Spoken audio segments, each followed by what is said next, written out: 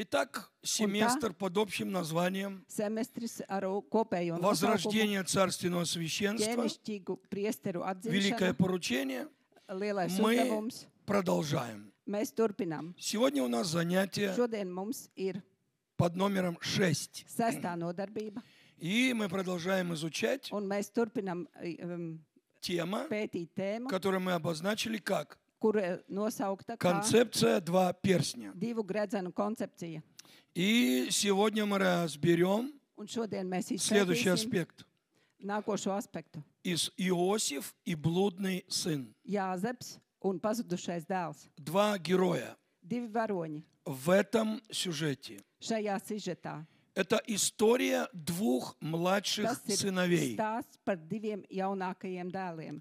И Иосиф Gan был Jāzeps младший сын, bija jaunākais dēls, и этот блудный сын, он gan тоже šis был младший. pazudušais dēls bija jaunākais. И поставим перед собой вопрос, Un izvirzīsim jautājumu, что было общего kas bija и в kopīgs чем их принципиальная un разница. kur ir viņu kardinālā atšķirība. История этих двух сыновей. Šo divu dēlu Что stāstu, было общего kas tur bija и в kopīgs чем была их принципиальная разница. un kur bija principiāla И atšķirība. тот, и другой Gan viens, gan otrs в конце этой истории получили перстень. stāsta galā saņēma savu gredzenu. Только один из них получил Tikai перстень viens no viņiem saņēma у себя gredzenu дома, pie sevis mājās, на кухне, virtuvē, где устроили потом небольшой такой фуршет. kur uzklāja galdu. А Иосиф получил Bet перстень Jāzeps saņēma gredzenu во дворце фараона.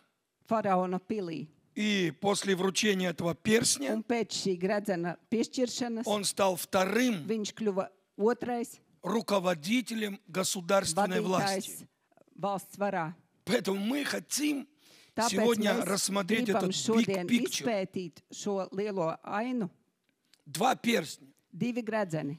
То и другое принадлежит нам по праву. Gan viens, gan otrs pieder Поэтому mums мы pēc не имеем tiesas un права, taisnības. Tāpēc mums nav Имея tiesību, минимум, ja mums ir minimums, отказаться от максимума. atteikties no maksimuma.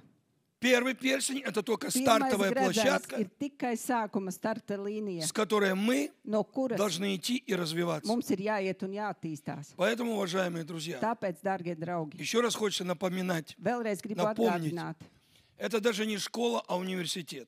šī ir universitāte, tā И vairs nav skola. функционирует он Un tā не для funkcionē детей, ne priekš а для bērniem, зрелых служителей, bet nobriedušiem чтобы kalpotājiem, обеспечить им lai переход nodrošinātu viņiem от pārēju Евангелия пробуждения no столь atmodas привычного evaņģēlija, kurš для mums ir нас tik ierasts на уровень Евангелия uz царства, valstības evaņģēlija что не līmeni, так уж и популярно. kas nav tik populāri. Итак, уважаемые Un друзья, tā, cienījamie draugi, концепция «два перстня» koncepcija divi gredzeni бросает вызов тем, met izaicinājumu tiem, кто по каким-то причинам kuri kaut kādu iemeslu Остановился в dēļ ir своем развитии. apstājušies savā attīstībā. довольствуясь вчерашними успехами, Kļūstot apmierināti ar vakardienas кто-то panākumiem, отказывается идти дальше, atsakās iet tālāk, как те галаты, kā tie которым galatieši, Павел говорит: par kuriem runā вы Pāvils. шли Jūs хорошо. gājāt labi. Кто остановил Kas вас jūs apstādināja? не покоряться истине? Nepakļauties Мы patiesībai. должны продолжать Mums ir идти. jāturpina Мы iet, должны развиваться. mums ir Потому что jātīstās, пределов совершенства jo не существует. pilnības ierobežojumu nav. Давайте послушаем то, что Павел говорит Paklausīsimies, ko Pāvils насчет saka своего развития par savu attīstību и совершенствования во Христе Иисусе. un attīstīšanos Kristu Jēzu. Филиппийцам Filipiešiem 3, 7, 8. 3, 7, 8. Но что для меня было преимуществом, Bet kas man bija ieguvums, то ради Христа to es я Kristus это dēļ почел esmu читою. uzskatījis par zaudējumu. Да и все почитаю Bet читою arī tagad es visu to ради uzskatu par превосходства zaudējumu, познания Христа Иисуса salīdzinot ar mana kunga Kristus Господа Jēzus моего. atziņas visai augsto и для cildenumu, Него kura dēļ я от всего es visu отказался to esmu zaudējis. и все почитаю Un за ссор, uzskatu to par mēsliem, чтобы приобрести lai Христа. Kristu iegūtu.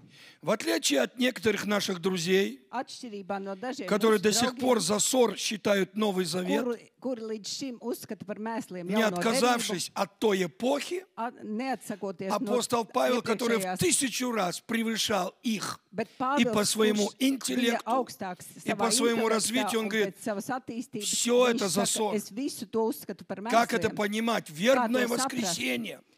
Pupolu Все ходят svētdiena. с этими Visi вербами. staigā ar šiem В Библии ни pupoliem, одного слова про вербу. bet Bībelē nav ne vārda Как par будто pupoliem. завербовали кого-то, Kāds tika чтобы они эти вербы таскали. piepupulots, Мы lai вчера staigātu читали, ar а šiem что было pupoliem, дальше? pupoliem. Mēs Чем vakar эта lasījām, верба? kas bija tālāk, Вербный праздник закончился. ar ko beidzās šie pupolsvētki. Иисус зашел в храм, Jēzus iegāja выбросил все эти templī, вербы, izmeta visus взял šos дрын pupolus, paņēma и koku навел порядок в этом un храме, ieviesa kārtību šajā templī, опрокидывая столы. apgāžot Ну а galvas. почему бы нам этот праздник не продолжить? Bet А? kāpēc mums šos svētkus neturpināt? Берем самые какие-то Ņemam незначительные kaut kādus sīkumus и отказываемся от un фундаментальных. atsakāmies no Апостол Павел fundamentālā. говорит, не зацикливайтесь Павел сака, на деталях и второстепенных вещах. Neieslīgstiet detaļās. Он говорит, мы должны Mums концентрировать ir свое внимание jākoncentrējas на нашем sava uzmanība Господе uz mūsu Иисусе Kungu Христе. Jēzu Kristu.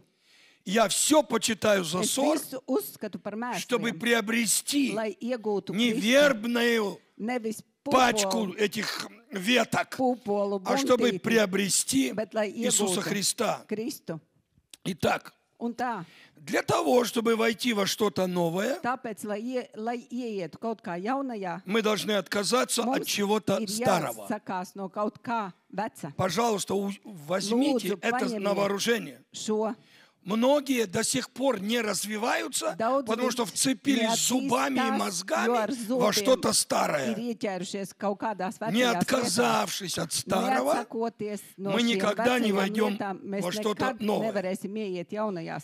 ревизия приоритетов Prioritāšu revīzija и перезагрузка жизненных ценностей un dzīves vērtību restarts. это неотъемлемая часть нашего развития. Tā ir neatņemama sastāvdaļa mūsu Для attīstības. апостола Павла встреча с Иисусом Pāvilam tikšanās ar Jēzu перевернула его полностью судьбу. apgrieza kājām gaismā visu viņa Приоритет likteni. познания Иисуса Христа Prioritāte iepazīt Jēzu. вытеснил и затмил все его Izspieda visus вчерашние viņa приоритеты. vakardienas prioritātes. Иудейские, фарисейские. Judajiskos, И он всё это farizeiskos, перечеркнул и сказал, viņš to теперь visu pārsvītroja, у un меня Христос tagad на первом mums месте.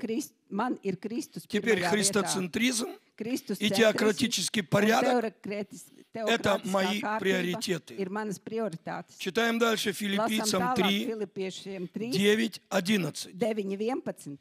И я хочу найтись в нем, Un atrastos viņš, обратите внимание, не просто я со стороны смотрю, говорю, он был там, nevis es он skatos был no там, malas, es esmu потом tur, он viņš туда ir tur, пошел. viņš aizgāja tur. апостол Павел хотел Apostols себя увидеть Pāvils в нем gribēja ieraudzīt sevi и Kristu найтись в нем un atrast не со своей viņā, праведностью, nevis ar savu которая от закона, kārtību, kas ir no likuma, но с тою, которая bet через ar веру во to, Христа, kas ir ticību caur с Kristu, праведностью от Бога taisnību, по kur ir вере. no Dieva pēc И ticības. дальше он бросает вызов нам, Un tālāk viņš met izaicinājumu mums исходя из собственного опыта, no savas pieredzes, чтобы skatoties, познать Его lai atzītu viņu и силу un воскресения viņa Его augšām celšanās и spēku участие в un страданиях viņa Его ciešanu sadraudzību. и сообразуясь смерти Tā es Его, pielīdzinos viņa nāvei, чтобы достичь воскресения cerībā мертвых. sasniegt augšām celšanos no И miroņiem. вновь Он нам преподносит Un фундаментальный atkal viņš mums принцип dod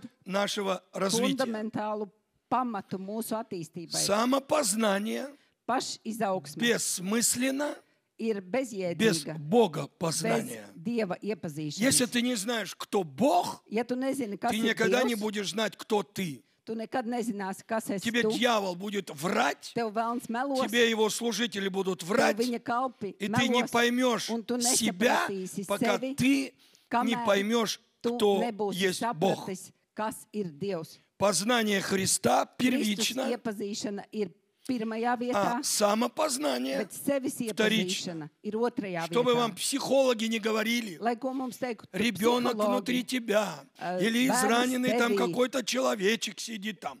kaut kāds Пока ты cilvēks, kas tur Христа не sēž, увидишь в kamēr себе, tu Kristu перемен в твоей neieraudzīsi жизни sevī, никогда не будет.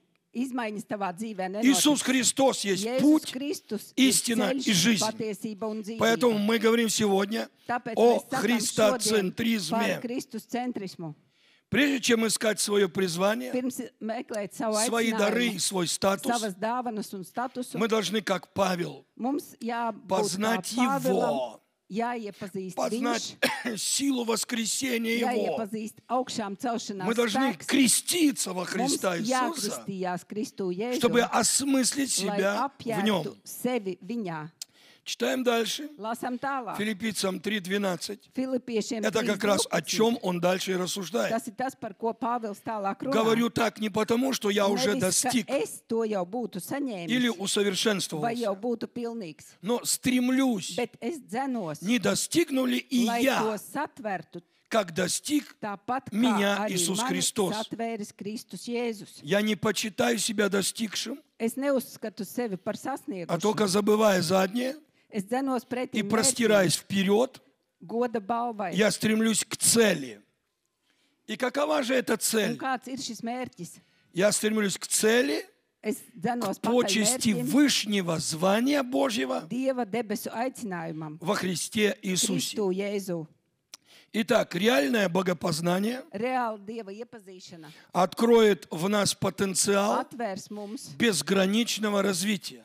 neierobežotas attīstības Ты можешь в potenciālu. математике быть не силен. Tu vari nebūt spēcīgs Может быть, ты в музыке matemātikā, можешь быть не tu силен. vari nebūt spēcīgs Может быть, в mūzikā спорте не очень vai силен. sportā nevisai. Но если Бог увидит, что Bet ты ja хочешь Dievs ieraudzīs, ka tu быть сильным vēlies во Христе būt Иисусе, spēcīgs Он Kristu даст тебе Jēzu, все Viņš tev необходимое. iedos visu, kas tev ir И nepieciešams. хотение, Gan и gribēšanu, действие, gan и помазание, и darīšanu, все gan ключи. svaidījumu, gan visas Поэтому atslēgas. начинай с Tāpēc богопознания. sāc ar Dieva Если что-то iepazīšanu. непонятно, Ja Боже, kaut kas nav skaidrs, Отец Dievs, Небесный, открой Debes Tēvs, мне, atklāj кто man, есть Твой kas Сын.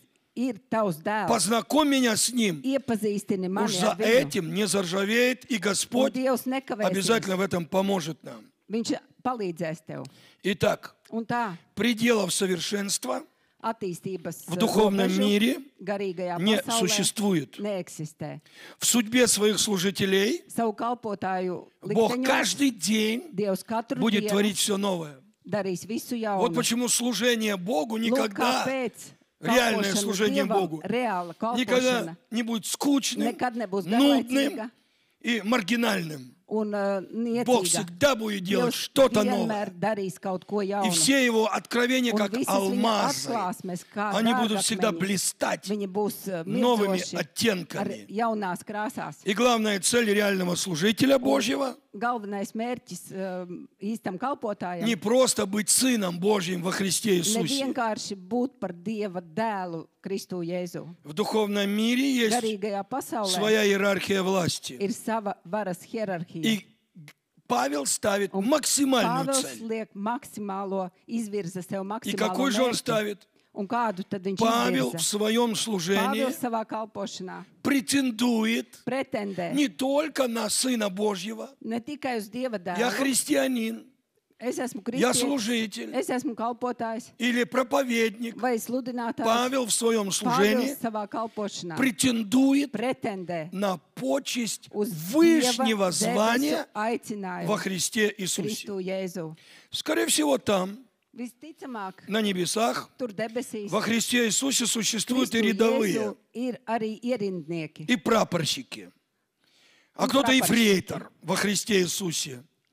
А вот Bet кто-то kāds может быть полковником и var būt arī генералом во pulkvedis Христе un Иисусе. ģenerālis Kristu Jēzu. Я подчеркиваю слово Es pasvītroju Звание. vārdu nosaukums. «я служил в армии», и вы можете видеть со стороны даже, что в армии среди Un офицерского armijā состава starp virsnieku есть разные ir звания, dažādi, начиная dažādas от pakāpes, рядового sākot no ierindnieka и заканчивая un главнокомандующим. beidzot ar Все virspavēlnieku. зависит от того, Viss ir atkarīgs no tā, какие на плечах погоны. kādi pagoni ir То uz есть мысль. pleciem. Постарайтесь усечь эту мысль. Saprotiet šo domu. Оказывается, во Izrādās, Христе Иисусе Kristu Jēzu есть низшее звание, ir zemākie amati, и во Христе un Иисусе Kristu есть Jēzu высшее ir звание. šie augstākie И amati. мы должны с вами понимать, Un mums ar jums ir что jāsaprot, именно почесть ka высшего tieši звания šis Dieva aicinājums во Христе Иисусе Kristu Jēzu, – это ключ tā ir к atslēga, пониманию концепции. lai Два saprastu перстня. šo koncepciju divi Как вы gredzeni. понимаете, Kā jūs это saprotat, разминка, это основа tas ir pamats, для того, чтобы мы lai перешли mēs сейчас varētu к pārkāpt концепции два перстня. pie koncepcijas divi Потому что gredzeni. перстень блудного сына это Pazudušā наименьшее dēla звание gredzens ir во Христе viszemākais Иисусе, līmenis Kristu Jēzu, стартовая линия, starta līnija, а перстень царственного священства bet ķēnišķīga priestera это как gredzens, раз и есть. tā tieši ir Это высшее звание. augstākais Во Христе aicinājums Иисусе. Kristu Jēzu. Итак, вручение Он там- первого перстня Pirmā gredzena piešķiršana адресовано кому? ir adresēta kam? Вернувшимся блудным сыновьям. Tiem pazudušajiem dēliem, kuri ir Здесь atgriezušies. никаких нет ни заслуг и ни Šeit nav достижений. nekādu nopelnu un sasniegumu. Перстень, который вручил Gredzens, отец блудному kurš сыну, tika это pasniegts незаслуженная pazudušajam награда. dēlam, tā ir nepelnīta Это dāvana. знак милости Tā ir žēlastības прощения dāvana, piedošanas и dāvana восстановления un его atjaunošana сыновства. viņa dievbērnības Здесь происходит statusa. возрождение Šeit notiek atzimšana, сыновства как знак отцовской kā милости, zīme tēva прощения и žēlastības, любви. piedošanas un Вот это наше первичное mīlestības. и стартовое Šis ir звание pirmais un во Христе starta Иисусе. amats Kristu Jēzu. Вот наш первый перстень. Tas ir mūsu Но на этом pirmais ничего не gredzens, заканчивается. bet ar to nekas nebeidzas. С этого только все No šī начинается. brīža viss tikai Теперь sākas. мы дети Tagad Божьи, mēs esam Dieva но bērni, быть детем Божьим это не bet профессия. būt Dieva bērnam tā Это nav profesija. природа нашего Tā ir происхождения. mūsu rašanās daba.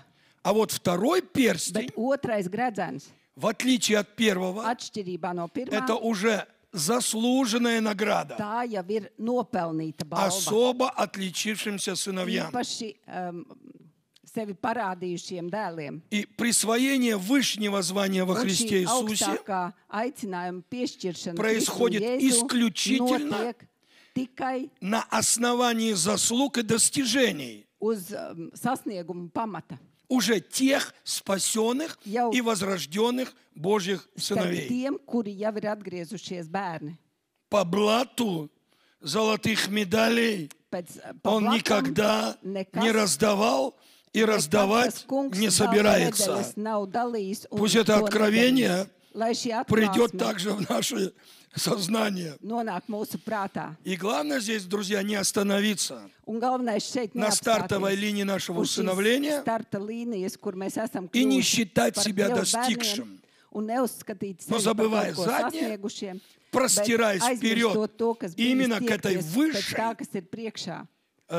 степени Пиши. Божьего звания, Augstākā к медали debesu царственного aicinājuma священства. pēc ķēnišķīga priestera balvas. Читаем дальше Lasam Филиппийцам tālāk 3:15. Filipiešām 3:15. Итак, кто из нас совершен, Visi, kas esam pilnīgi, должен так мыслить. turēsim tādas Если domas. же о чем вы и не так Un мыслите, ja jums kādā lietā ir то citas Бог domas, вправит вам мозги. tad arī to Nu, это Dievs так, с jums греческого. atklās. То Бог вам это и откроет. Да.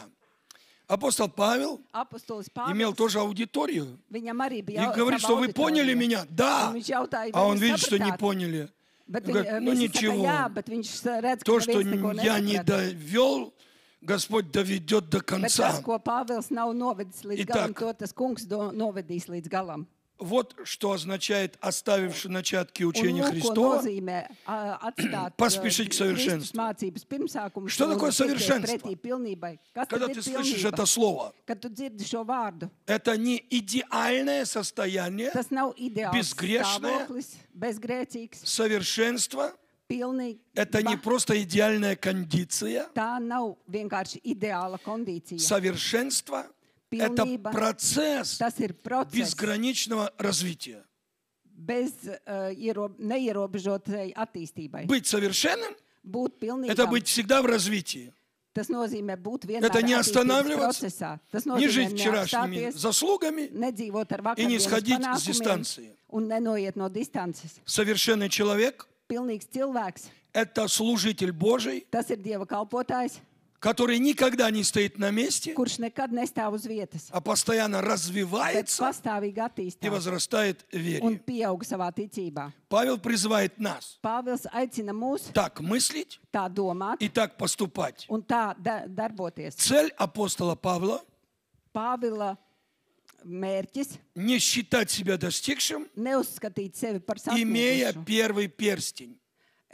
Tad, kad viņam ir tikai pirmais gredzens, Символ спасения и šis усыновления во Христе glābšanas, Иисусе. simbols Kristu Jēzu. Он получил этот перстень, Viņš šo gredzenu ir когда шел saņēmis, по дороге в Дамаск, kad gāja pa ceļam uz Damasku, и Бог его избрал. un Dievs viņu Но этим aicināja. все не Bet ar закончилось. to viss nebeidzās. Этим только все Ar to viss началось. tikai sākās. Поэтому, имея первый Tāpēc, перстень, tad, kad viņam bija pirmais прощение gredzens, грехов, исцеление, grēku piedošana, история dziedināšana, только-только начинается. viss stāsts а не tikai заканчивается. sākas, nevis beidzas.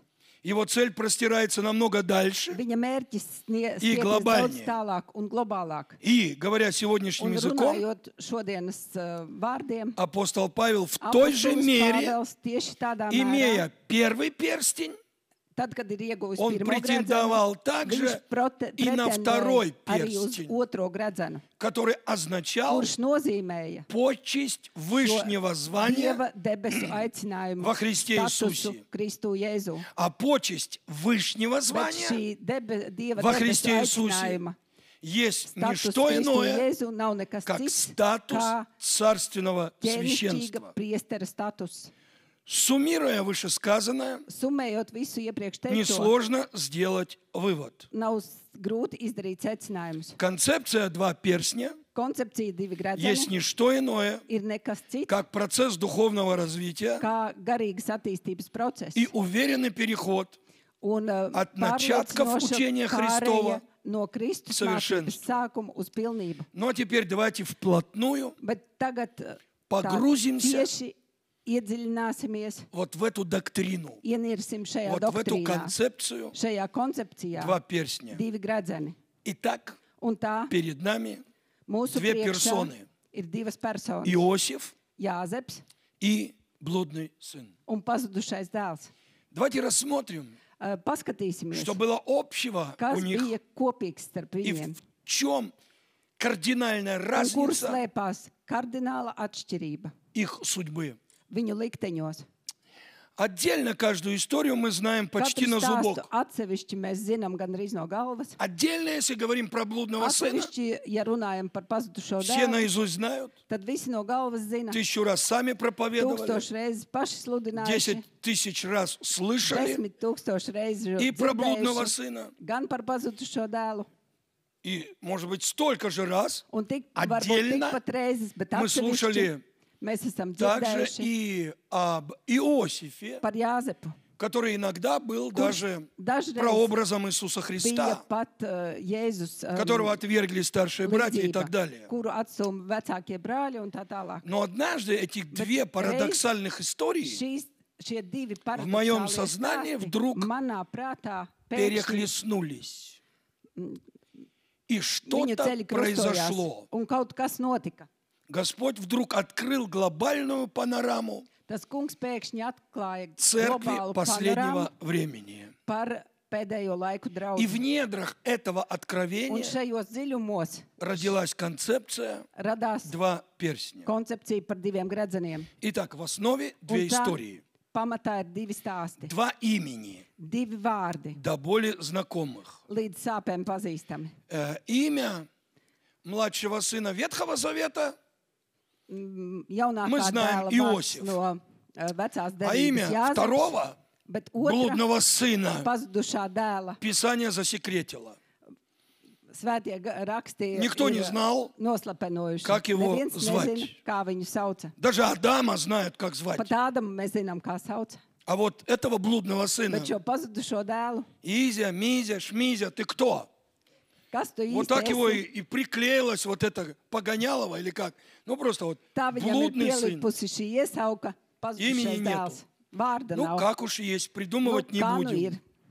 Да. Каждый из них в отдельности Katrs no viņiem atsevišķi нам хорошо известен mums ir labi pazīstams. и знаком. Но если рассмотреть их Bet, вместе, ja skatīties uz в одной viņiem концепции, kopīgi, vienā то koncepcijā, я думаю, для каждого tad из es нас domāju, katram no mums нарисуется эта tiks богатейшая, uzzīmēts šis прекрасная панорама. bagātā, skaistā panorāma. Во-первых, это Vispirms, история tas ir stāsts двух младших par сыновей. diviem jaunākajiem dēliem. И блудный сын, Gan pazudušais и dēls, Иосиф. gan Jāzeps. Они были Viņi в bija своих семьях savās ģimenēs младшими. jaunākie. Они были Viņi младшими. bija jaunākie dēli. Как Иосиф, так и блудный сын Kā Jāzeps, tā имели pazudušais dēls. старших Viņiem братьев. bija vecākie brāļi. И в том и другом Gan случае vienā, gan otrā gadījumā старшие братья Иосифа vecākie brāļi, Ну, мягко Jāzepa говоря, vecākie brāļi, tā maigi izsakoties, недолюбливали своего младшего брата. nemīlēja savu jaunāko brāli. Если мы читаем в Новом Ja mēs Завете, lasām jaunajā derībā, старший брат, tad vecākais Bludnava brālis šim pazudušajam dēlam, ну, судя по концовке nu, истории, spriežot pēc ну, тоже stāsta особой nobeiguma, tā симпатии īpašas simpātijas не viņam pret питал к jaunāko своему brāli nebija. младшему брату. Итак, Un tā, а какова причина? kāds tad ir А iemesls? почему старшие братья Kāpēc vecākie всегда на brāļi этих младших vienmēr šos смотрели с jaunākos подозрением? uzlūkoja ar aizdomām? Я не открою Америки, Es neatklāšu она уже Ameriku, открыта. tā jau ir atklāta. Да только потому, Tieši что tikai младших в tāpēc, семье ka особо любят. jaunākie ģimenē parasti tiek Я, конечно, vairāk могу mīlēti. ошибаться, но в данном случае Konkrētajā этот gadījumā факт, конечно, šis подтвержден. fakts ir apstiprināts. И тот, и другой Gan viens, gan otrs были облаskаны любовью Bija, своего отца. peldējās sava tēva И mīlestībā. тот блудный сын. Gan pazudušais Иосиф. dēls, gan Они Jāzeps были любимы, bija и mīlēti они пользовались особенными un baudīja привилегиями. īpašas privilēģijas. Родители о них особенно Но беспокоились. Vecāki īpaši rūpējās И par этим viņiem. sыновьям так часто Un приходилось šiem слышать, dēliem tik bieži nācās что они dzirdēt, любимчики. ka viņi ir mīlulīši. Кому-нибудь из вас называли так, нет? Vai kāds no jums tā ir saukts? Можете не отвечать. Varat Всё, не neatbildēt. надо. Не про вас речь идет. Runa Мы nav сейчас par изучаем jums. их историю.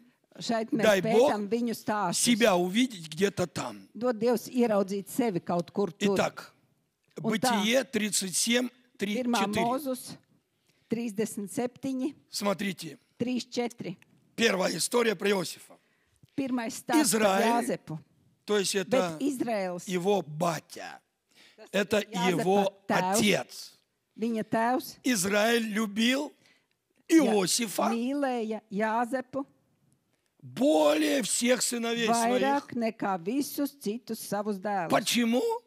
Да потому что он был сын старости его. Tāpēc, ka viņš bija viņa vecumā dzimušais dēls. Скорее всего, что он последний. Visticamāk, ka viņš ir pēdējais. И этот последний Un šis pēdējais младший ir был jaunākais особенно любим. un bija īpaši mīlēts. Поэтому он сделал ему стильную Tāpēc viņam и tika разноцветную одежду. stilīgs un krāsains И apģērbs. дальше, смотрите, реакция Un старших. tālāk skatieties uz vecāko Которые просто в brāļu джинсах reakciju, ходили. kuri vienkārši džinsos И staigāja. просто в байках ходили серых.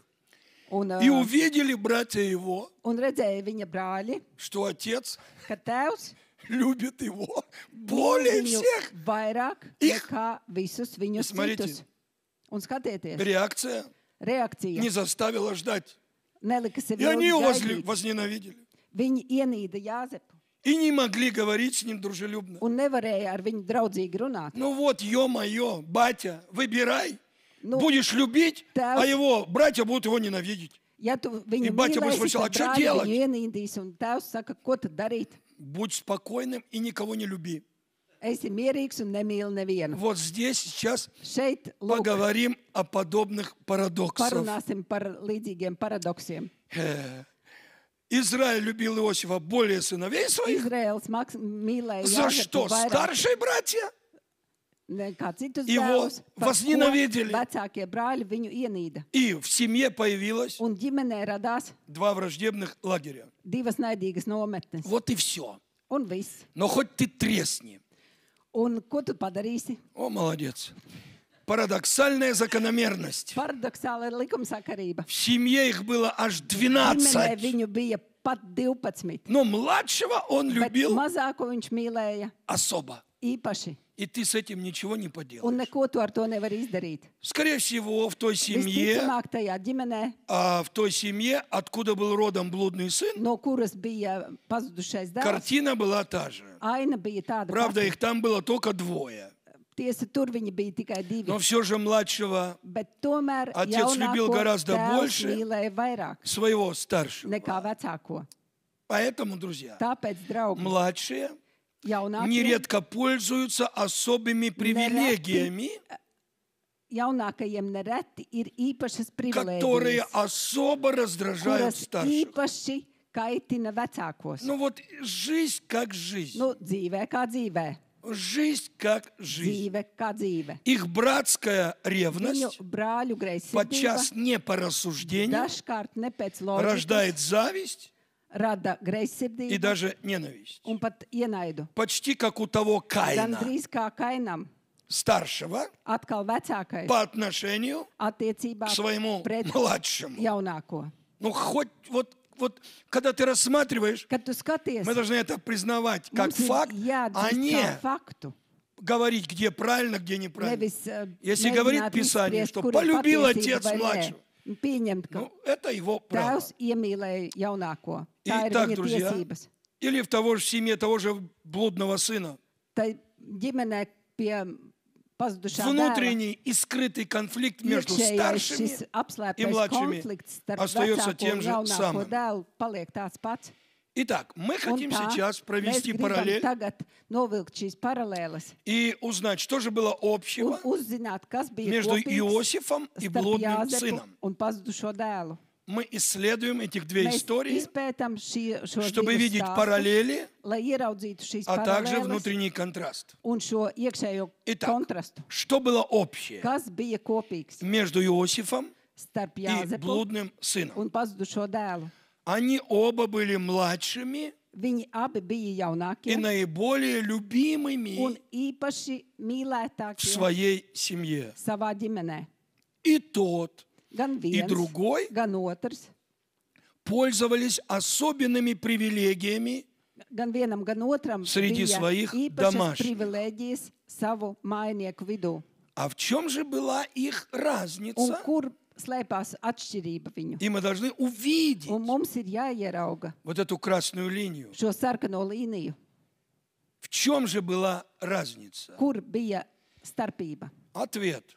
При Ответ. равной степени отцовского внимания и Pie любви vienādas tēva mīlestības отношение этих двух сыновей к Отец. своим отцам šo divu dēlu attieksme pret Увы, saviem было tēviem разное. bija atšķirīga. один из них Viens no viņiem исполнил родительскую заповедь, izpildīja vecāku почитая bausli, своего отца всем godā сердцем и savu всей tēvu душой un māti, своей. А вот другой bet otrs ее грубейшим образом нарушил. to pārkāpa. Вообще-то, Vispār, если так вскользь, ja tā garām ejot, претендовать на часть имения pretendēt uz и пользоваться mantojuma tiesu своим un наследием izmantot šo по mantojumu еврейским законам pēc ebreju можно likumiem, было бы только после varētu смерти tikai pēc завещателя. mantojuma atstājēja Доколе nāves. завещатель жив, Jo kamēr mantojuma завещание atstājējs ir не dzīvs, имеет никакой mantojumam nav силы. nekādas varas. Поэтому претендовать Tāpēc на pretendēt эту часть имения uz šo при живом mantojuma отце tiesu, kamēr tēvs ir это dzīvs, было глубочайшим оскорблением. tas bija aizvainojums. Теоретически Teorētiski это означало, я тебя tas уже nozīmē, похоронил, ka es tevi jau esmu чтобы apglabājis, завещание lai вступило в силу. saņemtu mantojumu. Итак, уважаемые друзья, Un tā, cienījamie draugi, любые привилегии jebkuras мы должны privilēģijas достойно принимать, mums ir jāpieņem и правильно cienīgi использовать. un pareizi tās jāizmanto. а вот тут как раз и начинается Bet šeit kā reiz sākas серьезный водораздел. nopietna šī ūdens В их šķirtne судьбах. viņu likteņos. Давайте сформулируем, в чем была их разница Noformulēsim, kur tad slēpās и viņa какие уроки atšķirība. можно извлечь Un отсюда kādu сегодня. mācību var no tā saņemt? Особенные отношения Īpašas attiecības любящего отца no mīloša tēva это не puses. только льготы, Tās ir ne бонусы tikai и privilēģijas un привилегии. bonusi.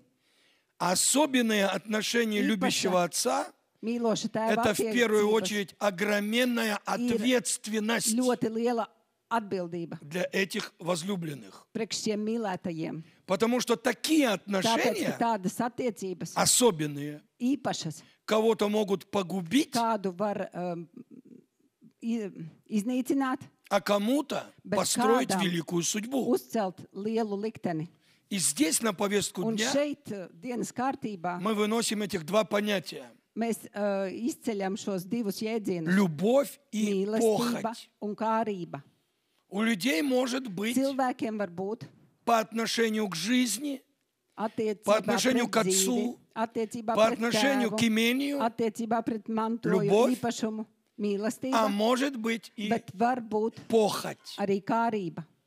Если Ja на отцовскую любовь uz tēva и mīlestību заботу un rūpēm в ответ ты демонстрируешь tu похоть, demonstrē kārību, тебя ожидает tad погибель. tevi gaida iznīcība. Потому что похоть, Tāpēc, ka kārība, как ядерная энергия дьявола, kā она разрушит все судьбы. kodola enerģija iznīcina visus А по likteņus, Божьим замыслам bet pēc в Dieva ответ domām, на отцовскую заботу и любовь kā atbilde uz tēva Со mīlestību стороны un сына должна rūpēm, быть no dēla соответствующая puses ir jābūt забота и любовь. atbilstošām rūpēm un Поэтому mīlestībai. вывод делаем Tāpēc izdarām вот secinājumus, этих два практических аспекта. divus šos Чем praktiskos отличались aspektus, ar ko Эти atšķīrās младшие сыновья. šie jaunākie dēli. Если ты любовью Ja tu отвечаешь ar на любовь, mīlestību atbildi uz mīlestību, твоя судьба tad tavs благословенна. liktenis ir svētīts. Как это произошло Kā tas в notika судьбе Иосифа. Jāzepa liktenī. Но если ты Bet ja tu на любовь отца uz tēva mīlestību ответишь похотью, atbildi ar kārību, катастрофа tad неизбежна. katastrofa ir neizbēgama. Это как раз то, что Tas ir произошло tieši tas, kas в судьбе notika блудного сына. pazudušā dēla liktenī. Увы, это суровая правда Diemžēl жизни tā ir skarba patiesība и фундаментальный принцип un семейных fundamentāls взаимоотношений. princips ģimenes attiecībās. Ну, давайте теперь разберем, Un tagad чем izpētīsim, похоть ar ko kārība отличается от atšķiras любви. no mīlestības. Похоть Kārība, – это когда ты tas считаешь, ir, kad tu uzskati, что жизнь зависит от ka изобилия dzīve ir atkarīga имения no tā, своего отца. cik tavam tēvam ir labklājības. Но любовь считает, Bet mīlestība что uzskata, жизнь, во-первых, ka dzīve vispirms зависит ir от atkarīga благословения no своего отца. tēva svētībām. Для кого-то любящий отец Kādam mīlošs tēvs, – это всего лишь ресурс. tas ir tikai resurss. Кредитки, счета Kredītkartes, в банке, bankas дорогие rēķini, тачки, dārgas privilēģiji mašīnas, и бонусы. privilēģijas un bonusi. особые отношения отца. Īpašas attieksmes Кого-то no делают tēva, просто мажором, kādu dara par капризным mažoru, мальчиком. kaprīzu puisēnu. И kому из нас не приходилось встречаться Un kuram no mums nav с gadījies этими satikt избалованными, šādus зажравшимися детьми, izlutinātus, pārēdušos у bērnus, которых есть все, kam ir viss, и они могут делать все, un что viņi им var darīt visu, заблагорассудится. kas viņiem ienāk prātā, И все они рассчитывают, un visi viņi на rēķinās безнаказанность, ar to, ka потому что netiks батя sodīti, отмажет. jo tēvs viņus pasargās. И часто можно слышать в адрес Bieži таких var родителей dzirdēt, šiem обвинения vecākiem и упреки. adresētus pārmetumus. Смотри, какого негодяя Skaties, kādu nelietni взрастил отец. tēvs ir izaudzinājis. И в сознании многих из нас Un daudzu apziņā может var возникнуть rasties этот типичный лживый šāds тезис. šāda tipiska melīga Я думаю, tēze. мы многие часто встречали и Es даже domāju, ka произносили mēs esam sastapuši un pat paši типичный лживый pateikuši šo тезис. tipisko melīgo tēzi, Причиной всех бед и несчастий ka этого visu сына, bēdu un nelaimju Любовь cēlonis отца. ir tēva mīlestība. а вот и нет.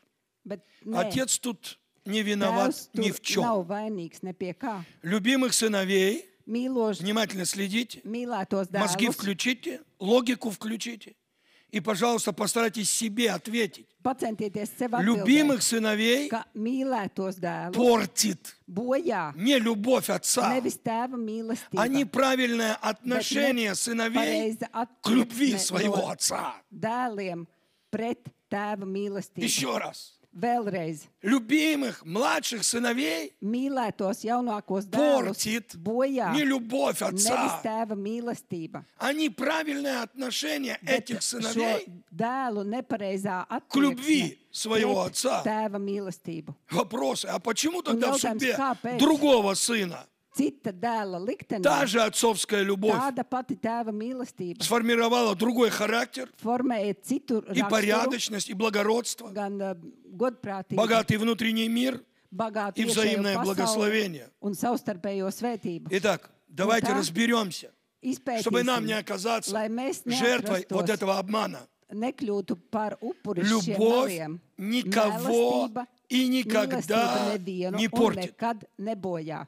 Настоящая любовь Īsta не mīlestība ищет зла. nemeklē ļaunu. Настоящая любовь Īsta не mīlestība превозносится. nepaukstinās. Настоящая любовь Īsta mīlestība никого nekad и nevienu никогда не портит. nebojā. Любовь никогда не делает Mīlestība nekad nedara ближнему зла. savam tuvajam А ļauna, человека портит bet cilvēku bojā похоть.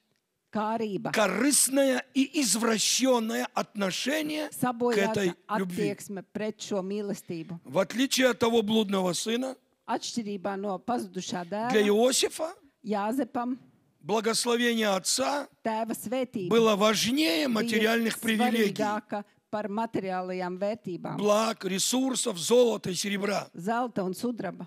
Он никогда не Viņš ставил nekad имение своего отца nepretendēja uz savu tēvu, выше его благословения и любви. nevērtēja augstāk tēva īpašumu. Иосиф par tēva не mīlestību. претендовал Jāzeps nepretendēja на имение своего отца, uz sava tēva хотя имел īpašumu, на это kaut право. arī viņam bija tādas tiesības. Напротив, он Pretēji, заботился об этом viņš имении, rūpējās par šo īpašumu, даже когда его братья pat tad, kad транжирили viņa brāļi tērēja имение.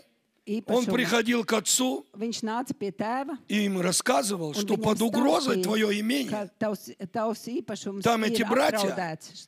Tie brāļi Баранов продают pārdod aunu и со стадами что-то делают. un ar ganāmpulkiem kaut ko Вот dara. почему его Lūk, ненавидели. kāpēc viņu ienīda, Разрушали sagraujot бизнес своего отца. sava И tēva тот, кто biznesu. пытался защитить Tas, его, kurš mēģināja to aizstāvēt, а оказывается, ты стукач. izrādās, tu esi И ты наш общий враг. sūdzīgnieks un mūsu kopīgais ienaidnieks. Вот почему Lūk, kāpēc Иосиф Jāzeps заботился не столько о rūpējās материальных netik daudz par благах, materiālajām vērtībām, сколько о привилегиях духовных cik par garīgajām и о привилегиях справедливости. un taisnības privilēģijām. Благословение отца для него было. Priekš viņa Дороже tēva материальных svētības ценностей. bija dārgākas par А materiālajām блудный сын, vērtībām. напротив, Bet pazudušajam dēlam искал pretēji момент, viņš meklēja чтобы iemeslu, отхватить, momentu, lai урвать sagrābtu сейчас и что-нибудь tagad присвоить. un kaut ko piesavinātos. Итак, похоть Un tā kārība, – это начало человеческой трагедии. tas ir cilvēciskas traģēdijas Запомните, sākums. друзья, Iegaumējiet, и пусть это draugi, не будет lai какой-то tas nav теоретический kaut семинар, kāds проверьте, teorētisks seminārs. это все нам Pārbaudiet. присуще. Tas viss piemīt mums. От любви до ненависти один No шаг, от любви до mīlestības похоти līdz ienaidam ir полшага. solis. Потому No что mīlestības похоть иногда līdz похожа kārībai на ir любовь. pussolis, jo kārība ir līdzīga Эти mīlestībai. скрытые намерения, Un šie apslēptie они mērķi, потом вследствие обнаружатся. viņi pēc tam nāk gaismā. Эдвин Коул однажды об этом Edvins сказал Kols par to красиво. ir teicis skaisti. Блудный сын ушел из дома Pazudušais dēls aizgāja no с mājām похотью к жизни. ar kārību pret dzīvi. А потом, после того, когда Bet pēc жизнь tam, помотала kad его, dzīve viņu bija он pamētājusi, вернулся viņš с atgriezās любовью к жизни. ar mīlestību pret Поймите, dzīvi. какую Saprotiet, цель Бог перед нами kāds ставит, mērķi Dievs чтобы izvirza mums, уничтожить и разрушить lai в нас sagrautu mūsos штаб-квартиру дьявола šo под названием velna- похоть. velna troni, kas И он saucās хочет, kārība. чтобы в Viņš наших vēlas, мозгах lai mūsu и в нашем prātos сердце un mūsu sirdīs превалировала и побеждала любовь. pa uzvaru gūtu mīlestība. Вот так порой выглядит наш путь к первому Tā перстню. dažreiz izskatās mūsu ceļš pie pirmā gredzena. Мы уходим из дома, Mēs aizējām из no mājām, церкви, из no семьи, draudzes, no из ģimenes, благословения, no svētības, в каких-то там, я не знаю, иллюзорных kaut целях. kādās tur ilūzijas А когда жизнь помотает, bet, kad dzīve мозги mūs на место pamētā, встанут, smadzenes и мы atnāk возвращаемся vietā, un mēs с atgriežamies ar любовью mīlestību к жизни, потому что pret похоть dzīvi, jo нас kārība опозорила, mūs ir похоть нас apkaunojusi, посрамила. kārība И теперь mūs мы ir поняли apkaunojusi, разницу un mēs esam между sapratuši этими starpību понятиями. starp šiem jēdzieniem. Итак, Un tā, в похотливом сердце kārīgā sirdī никогда не смогут рождаться nekad nevarēs piedzīvot Божьи откровения. Dieva atklāsmes. Еще один важнейший Vēl аспект. viens svarīgs aspekts. В похотливом сердце Kārību pilnā sirdī никогда nekad, не смогут рождаться Божьи откровения. nekad nevarēs piedzīvot Они там Dieva atklāsmes. умирают. Viņas tur nomirst. Похоть уничтожает Kārība iznīcina здравый смысл и Божьи откровения. prātīgumu un Dieva atklāsmes. Откровения Божьи Dieva atklāsmes рождаются исключительно в tikai любящем mīlošā сердце. sirdī. Как ни странно, Lai cik nebūtu Иосиф, который любил отца, kurš mīlēja tēvu, ему было все равно до материальных благ. bija vienalga pret materiālajām У него в vērtībām. любящем сердце, Viņa mīlošā когда sirds, он молился за отца, kad viņš lūdza par за tēvu, свою семью, kad viņš lūdza par за savu свое ģimeni, родство, par saviem во radiem. время этих молитв Šo lūgšanu Бог laikā давал Dievs deva ему viņam откровение. atklāsmes. он видел вещие сны. Viņš redzēja Он видел šos пророческую zīmīgos sapņus, картину. pravietisko Почему? ainu. Kāpēc? Потому что в его Tāpēc, сердце ka viņa sirdī не было похоти. nebija kārības. Давайте извлечем урок и Izvilksim возьмем себе mācību это на заметку. un paņemsim sev, Если любовь не Apbruņosimies победит ar to. похоть, ja mīlestība neuzveiks то kārību, рано или поздно мы tad agri проиграем vai vēlu mēs и zaudēsim окажемся у свиного корыта. un atradīsimies pie Не cūku silas. любовь взаимная к отцу приведет нас к свиному корыту, а Mīlestība pret похоть, tēvu mūs atvedīs pie которая cūku silas, bet посрамила эту kārība, любовь, kura и она apkaunoja привела к позору. šo mīlestību. Иаков говорит об этом так. Jēkabs saka par to tā. 1 глава 14-15. Pirmā nodaļa 14, 15. Каждый искушается, Bet katru kārdina увлекаясь и viņa обольщаясь paša kārība, не похотью to соседа, vilinādama un не похотью valdinādama. соседки, Ne kaimiņa kārība, не похотью чужих врагов. ne Каждый nenaidnieku kārība. искушается, Katra kārdina увлекаясь и viņa обольщаясь. paša kārība, to собственной vilinādama похотью. un valdzinādama. К сожалению, похоть Diemžēl – это kārība, собственное наследие Адама. tas ir Ādama mantojums. И дальше. Un tālāk, Похоть, зачав, bet pēc tam kārība, kad tā Рождает ieņēmusies, грех. dzemdē grēku. то есть похоть Tas nozīmē, программирует в kārība сознании mūsu prātos преступные и ошибочные решения. rada šos kļūdainos lēmumus. А эти ошибочные Un šie решения kļūdainie lēmumi ведут нас к смерти. ved mūs nāvē. Итак, вывод. Un В tā сердцах secinājums. похотливых младших сыновей Kārību pilnās jaunāko dēlu sirdīs, откровений нет и быть ja не может. nav atklāsmju un to nevar būt. В сердцах похотливых младших Kārību сыновей pilnos рождаются jaunākajos безумные dēlos и абсурдные идеи. neprātīgas, absurda idejas, Греховные, беззаконные и Грехīgas, ненасытимые страсти. nelikumīgas un nepiepildināmas kārības. Похоть уничтожает здравый Kārība смысл iznīcina loģiku и Божье un откровение. Dieva atklāsmes. А без откровения Bet свыше, bez atklāsmēm no народ не augšienes обуздан. cilvēks ir А без откровения свыше сыновья, nesaprātīgs. зажравшиеся No тоже, augšienes, необузданные bez atklāsmēm и no безрассудные. Dēli ir Как раз nesaprātīgi. то, что и произошло с этим Tieši tas, блудным kas notika сыном. ar šo pazudušo dēlu. А теперь необходимо Un сделать tagad следующий, jāizdara важный nākošais логический svarīgais, вывод. loģiskais secinājums. как Иосиф, Tā kā Jāzeps, так и блудный сын, tāpat arī pazudušais dēls однажды покинувший свой отчий дом, pameta savu tēvu māju, вдруг оказались в pēkšņi дальней стране. atradās svešā valstī. Мы сейчас проверяем, Tagad mēs pārbaudām, сверяем, сравниваем salīdzinām их сценарии viņu и смотрим, scenārijus что un общего skatāmies, kas ir и в kopīgs чем различие. un kur ir atšķirības. Мы выяснили, Mēs noskaidrojām, младшие ka сыновья, jaunākie dēli обласканные любовью, ir mīlēti, имеющие привилегии. viņiem ir Это то, что их privilēģijas. обобщало. Tas ir tas, kas viņus Но vienoja. разница была в том, Bet starpība bija, что каждый из них ka по-своему katrs pa savam реагировал reaģēja на эти привилегии. uz šīm У privilēģijām. одного была похоть, Vienam bija kārība, а у другого bet otram была любовь. bija mīlestība. Похоть вела Kārība в veda дальнюю страну uz к svešo свиному valsti корыту, pie cūku silas, а любовь bet mīlestība к своему отцу pret savu и tēvu исполнение родительской un заповеди vecāku Иосифа baušļu вела piepildīšanu. точно так же в Jāzepu дальнюю veda страну, tieši tāpat uz svešu zemi, но совсем в Bet другом статусе. pavisam citā statusā. Что общего Kas ir kopīgs и в чем un kas ir atšķirīgs? различие.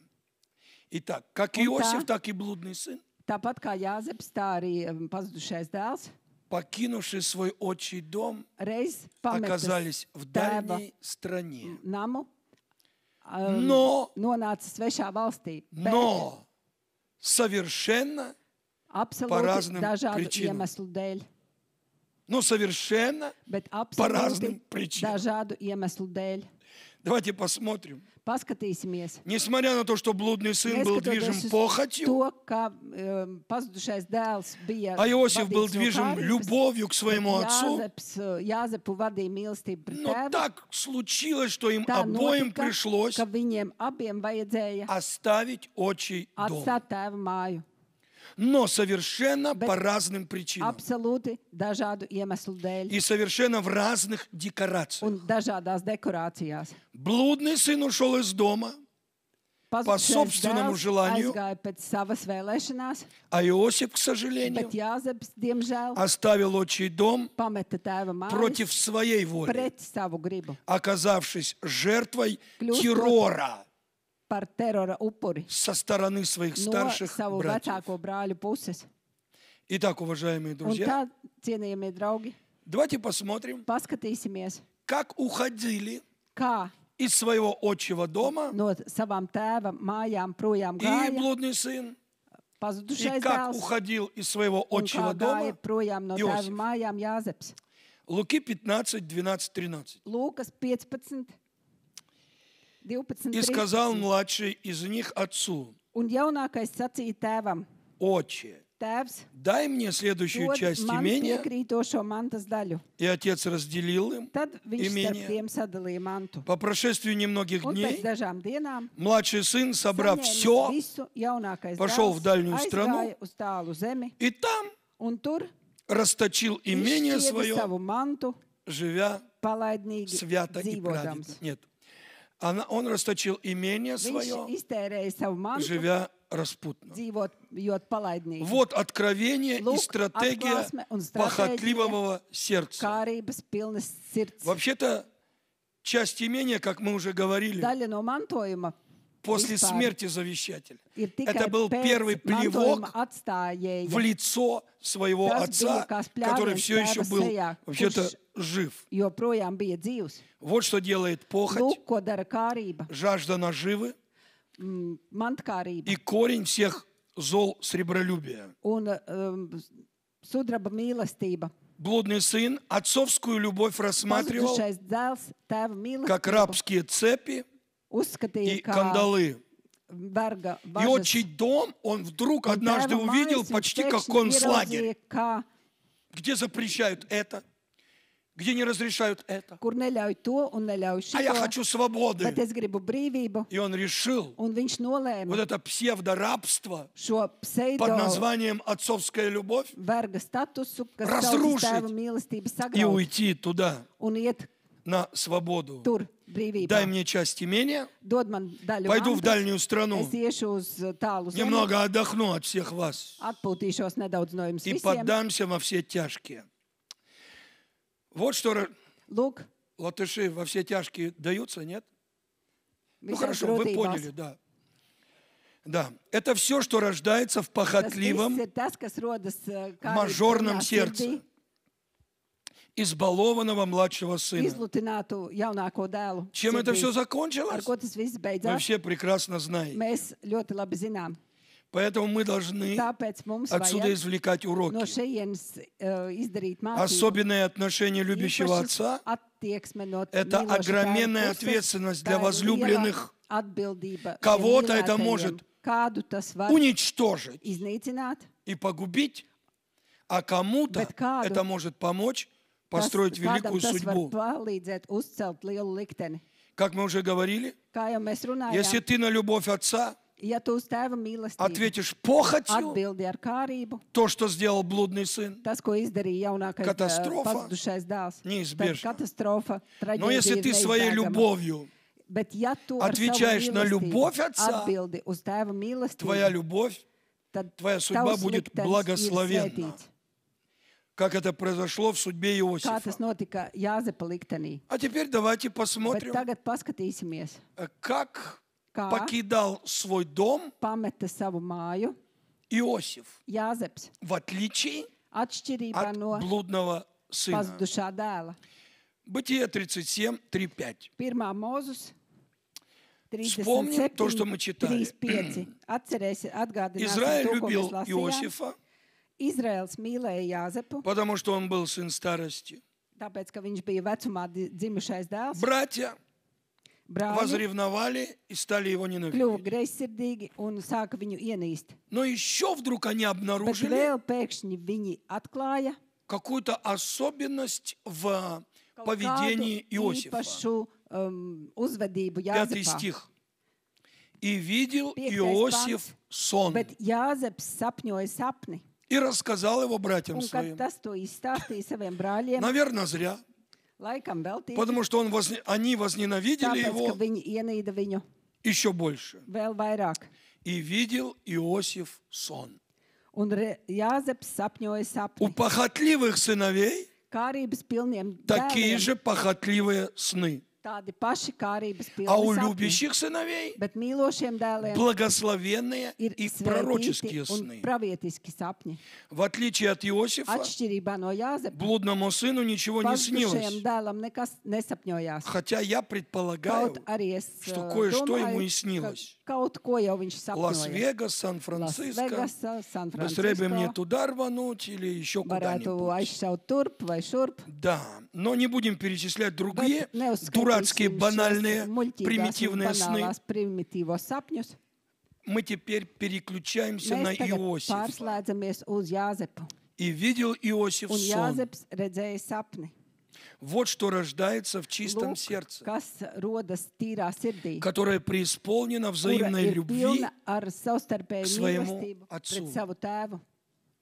Там не было похоти. Tur nebija kārības. В тот момент, когда он Tajā молился за brīdī, kad отца, viņš lūdza par за tēvu, семью, par ģimeni, Господь открывал ему tas картину kungs viņam будущего. atklāja nākotnes ainas. Может, не стоило рассказывать об этом, Varbūt viņam nebija vērts Что есть, stāstīt то par to, есть. bet tā kā ir, tā ir. а вообще-то Бог всегда Bet предупреждает vispār заранее iepriekš brīdī то, что он когда-нибудь par to, хочет ko viņš kaut осуществить. kad grib realizēt. И что же он Un ko увидел tad во сне? viņš redzēja sapnī? Что же там он увидел? Ko tad viņš tur И он сказал redzēja? им, выслушайте Dievs сон, viņam sacīja, который я видел. un klausieties sapni, ko es Вот redzēju. мы вяжем снопы посреди поля. Un mēs cienam šos И вот kūlīšus, мой сноп un встал mans и kūlītis стал прямо. piecēlies un stāv taisni.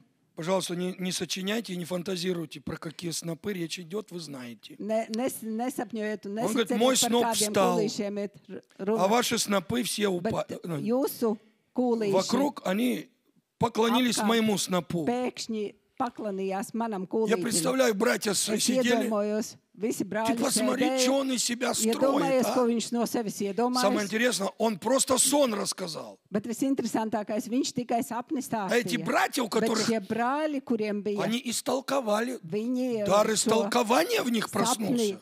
Izskaidroja, viņiem И они pēkšņi уверовали. izskaidrošanas, viņi noticēja, Что они где-то там, ka viņi kaut kur tur, а он где-то там. bet viņš kaut kur tur. И представляете Un себе, iedomājieties, и 8 стих, и сказали ему un братья 8. его, pants, un teica, ты что из себя строишь? Un viņa Неужели brāļi ты будешь sacīja tam, vai царствовать tu над нами? tiešām tu valdīsi, dams gribi kā ķēniņš valdīt mūsu vidū? Балдыси? Valdīsi. А я думал, они ему сказали, ты что, балдысин? Затеял. Неужели ты будешь царствовать над нами? Vai tiešām tu valdīsi? И неужели ты будешь владеть нами?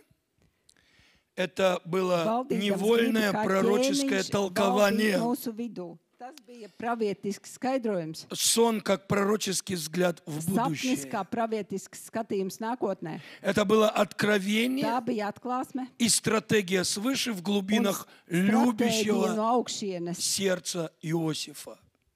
mīlošā Jāzepa sirds dzīlēs. Это плохо, когда у Tas человека ir не slikti, рождается kad мечта. cilvēkam nerodas sapņi, Когда у человека нет kad cilvēkam nav взгляда в будущее. skatiena nākotnē. Это опасно. Tas ir bīstami.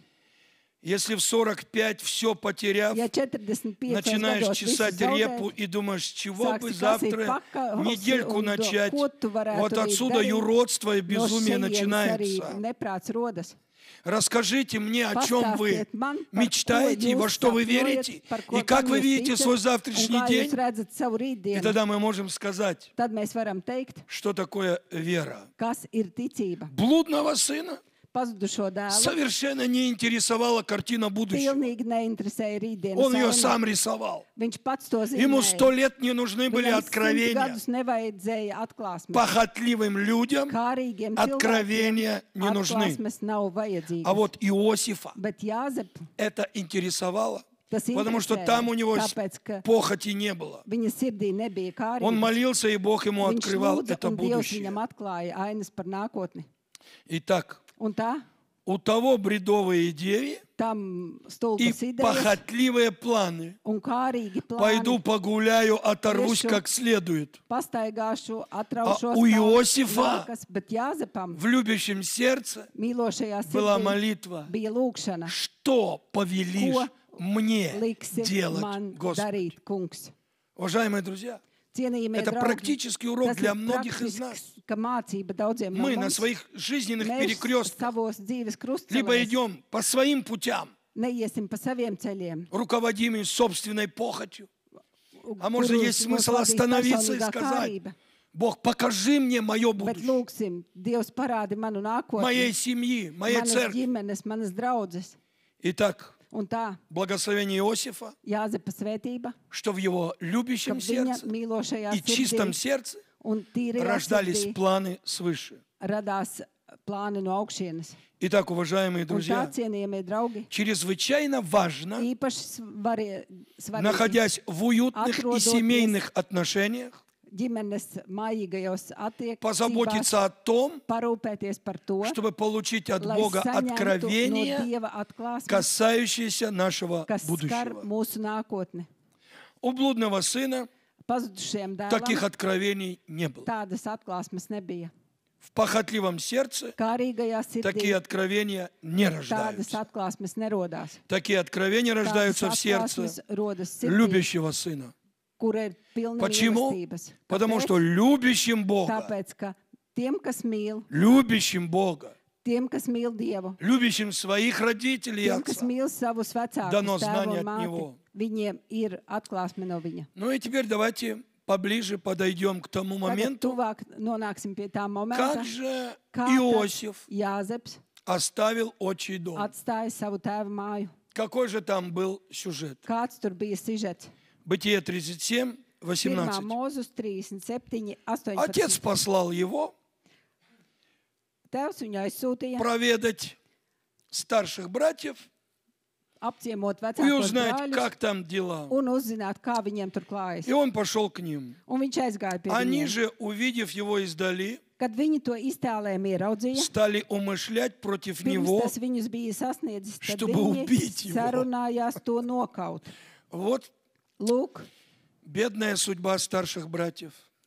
Вы знаете, сколько я помню себя, начиная с баптистской церкви, у меня были постоянные проблемы со старшими братьями. Хоть в баптистской церкви, которые только и долбили, и хотели отлучить от баптистской церкви.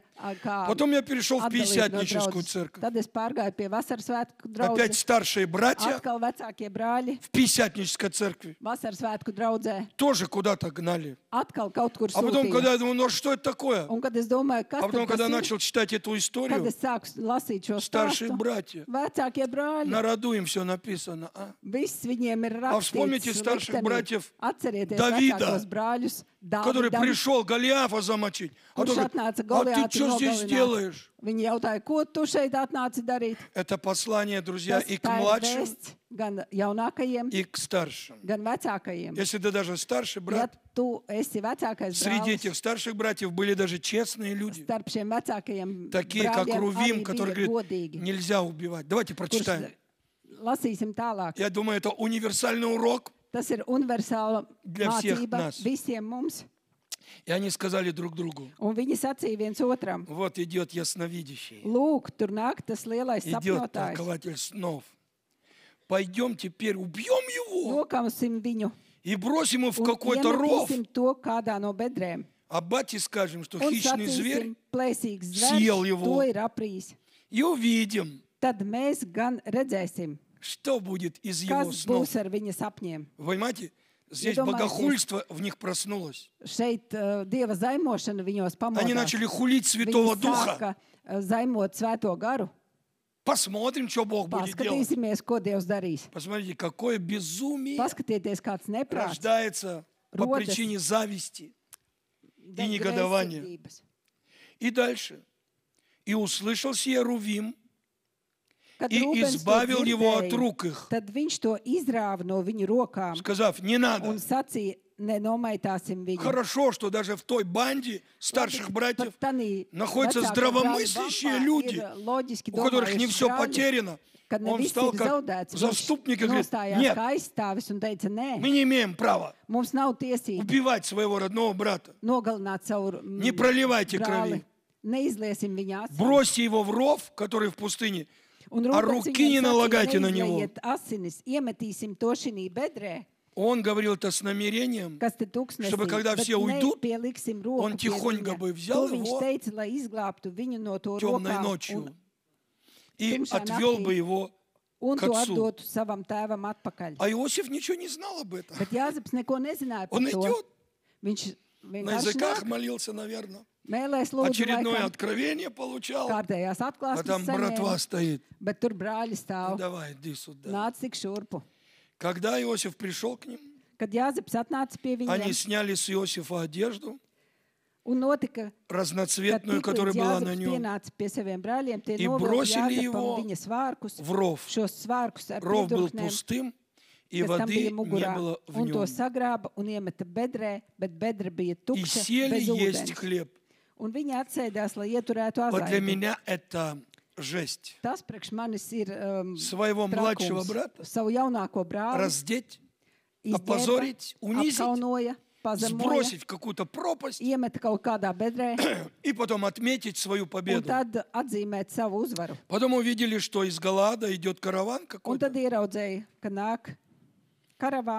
И верблюды их несли кое-что. Они в Египет шли. И сказал Иуда братьям своим. Вот Иуда это хоть в Ветхом Завете, хоть в Новом, это всегда был бизнесмен. Но везде надо же заработать на чем-то. Почему Иосифа рассматривают как прообраз Иисуса Христа? Потому что Иосифа за 20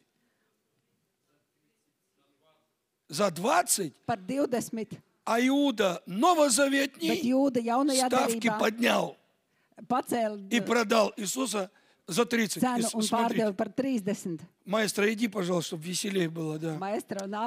И сказал Иуда братьям своим, смотрите, говорит, ну, что пользы, если мы убьем брата нашего и скроем кровь его? Пойдем, продадим его измаильтянам. Пусть лучше они убивают его, а наши руки будут Nu, lai чисты. viņi tad viņu nogalina, bet mūsu rokas būs tīras. А руки наши, да не будут на Tad нем. mēs savas rokas Ибо tam он брат nebūsim наш и плоть piedūruši, наша. jo viņš taču ir mūsu Смотрите, brālis. и Рувим, и Иуда, Gan Rūbens, они gan Jūda. переубедили Viņi всех своих pārliecināja братьев savus brāļus воздержаться от atturēties no убийства своего младшего slepkavības, брата. sava jaunākā brāļa slepkavības. Братья послушались, Brāļi и когда paklausījās, проходили купцы un kad мадьямские, šie pircēji gāja они garām, вытащили Иосифа из viņi рва izvilka Jāzepu no bedres, и продали Иосифа измаильтянам pārdeva viņu за izmēliešiem 20 par серебряников. 20 sudraba gabaliem. Как дешево ценилась Cik lēti tika vērtēta человеческая жизнь. cilvēka dzīvība. Итак, Un tā, если блудный сын ушел из отчего дома ja pazudušais dēls aizgāja no tēva mājas по своей воле, pēc savas gribas, Иосиф, tad Jāzeps, увы, diemžēl, покинул дом pameta māju против своей воли, pret savu gribu, благодаря жесточайшему pateicoties и rupjai безжалостному un терроризму своих savu brāļu старших terorismu. братьев. У блудного сына были деньги, Pazudušajam dēlam bija nauda, часть имения, daļa manta, полная свобода. pilna brīvība. Никто ему не угрожал, Neviens viņam никто nedraudēja, его не предавал. neviens viņu nenodeva. И, казалось бы, он в Un начале likās, viņš своего sākumā путешествия имел sava ceļojuma абсолютно все sākumā bija привилегии visas privilēģijas над Иосифом. atšķirībā no Jāzepa. Потому что у Иосифа Tāpēc, ka Jāzepam не было абсолютно ничего. nebija absolūti nekas. Даже вот эту одежду взяли Pat to apģērbu и забрали у него. viņam atņēma. Какую там часть имения? Kāda tur mantojuma Какой там daļa, выбор? kāda tur izvēle. За него все решили Par viņu братья. visu izlēma brāļi Плюс на нем еще и заработали. un vēl nopelnīja uz viņa 20 rēķina. серебряников тоже деньги. 20 sudraba gabalu Хотя arī и ir не nauda. часть имения.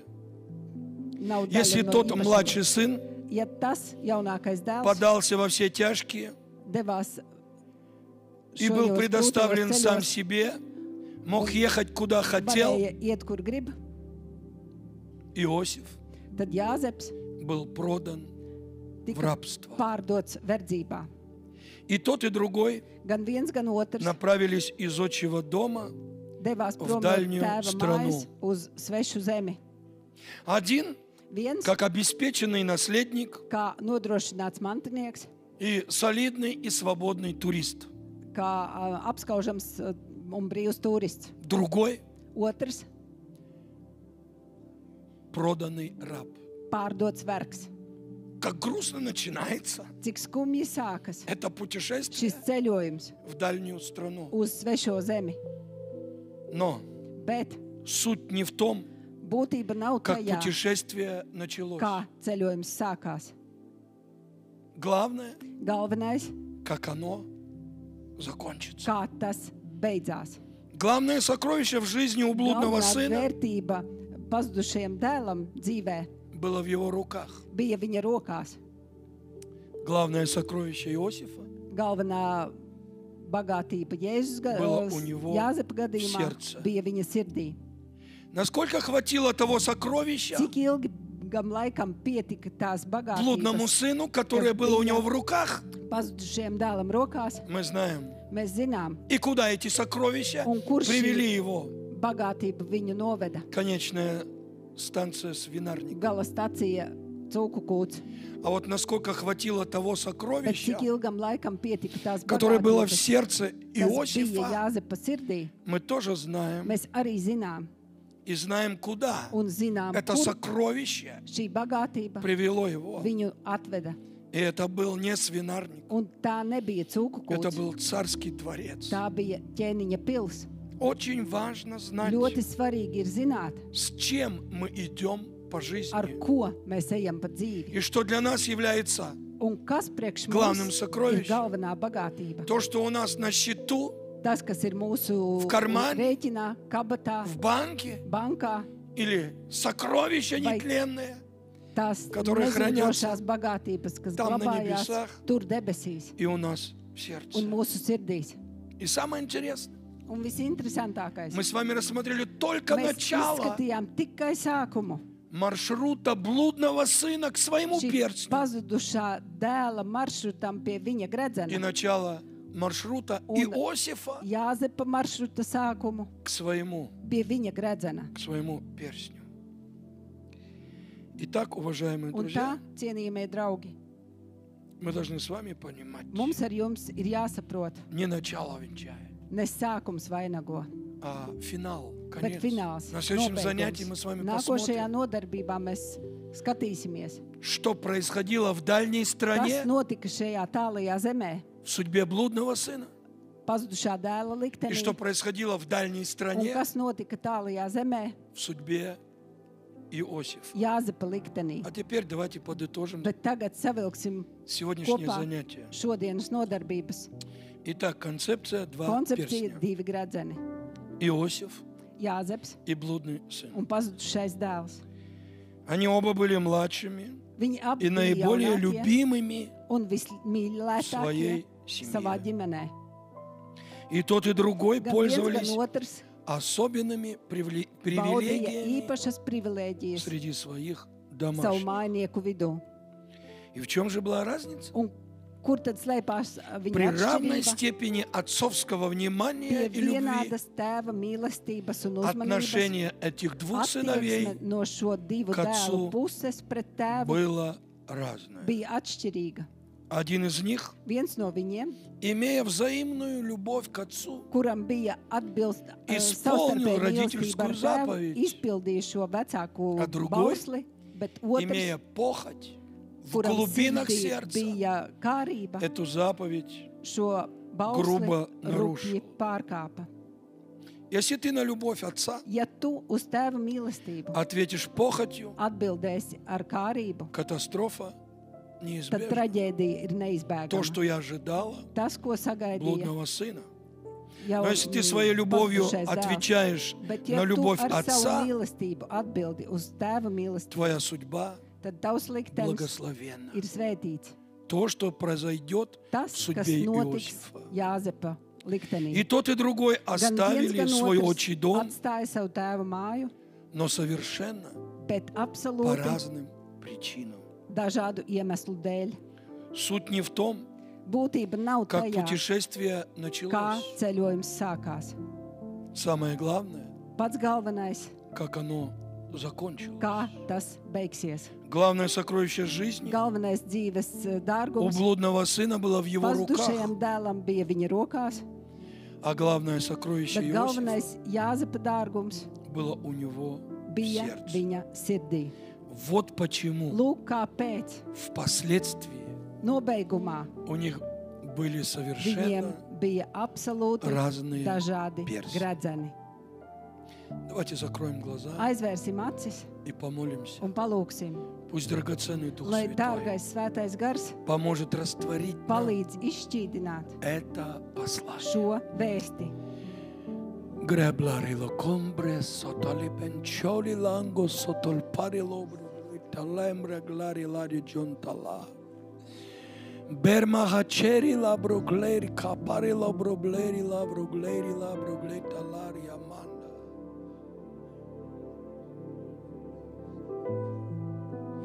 Бербагер копаритал кори ламброчари лери амангла. О, драгоценный Дух Святой, я прошу Тебя, испытай наши сердца, разрушь гордыню и всякую похоть, пропитай нас своей божественной любовью, сердце чистое сотвори в нас, Боже, и Дух правый обнови внутри, чтобы мы могли видеть Тебя, слышать Тебя, чтобы мы не нарушали родительскую заповедь, но чтобы мы исполняли. Мы хотим видеть славу Твою. И от уровня первого перстня переходить на уровень второго перстня. Переводи, Господь, нас от славы в славу. Переводи нас от плотского уровня на уровень духовный. Переводи нас от пробуждения к царственному священству. Научи нас в отчаянных обстоятельствах не отчаиваться, но видеть славу Твою и благодать Твою. Пусть это слово не возвратится к Тебе тщетным. Пусть оно исполнит то, для чего оно послано. Мы просим Тебя об этом во имя Иисуса Христа.